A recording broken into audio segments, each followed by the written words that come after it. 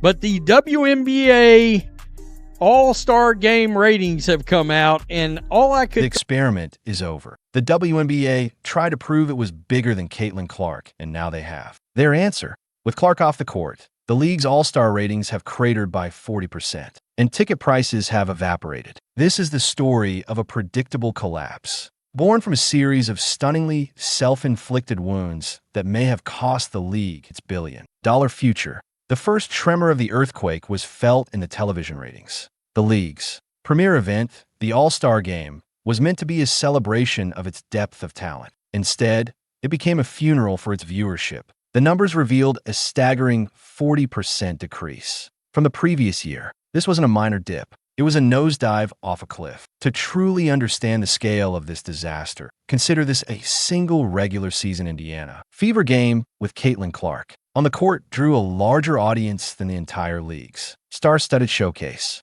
The millions of new casual fans who had flocked to the WNBA all season long had simply vanished. When a main attraction was removed from the marquee, millions of remote controls turned out the lights, plunging the league into a darkness of its own making. The Indiana Fever's own national viewership followed suit, plummeting by over 53%. An undeniable exodus that proved the new audience wasn't just interested. They were loyal to a single star, but the silence on the airwaves was only half the story. The real sound of the collapse was the echo in empty arenas and the silence of wallets slamming shut. If the television ratings were a distant alarm bell, the ticket market was a direct, explosive hit. The most damning piece of evidence came from a highly anticipated matchup between the Chicago Sky and the Indiana Fever. Before Clark's injury was announced, the game was a hot ticket, with the cheapest seat to get in the building commanding a respectable $86.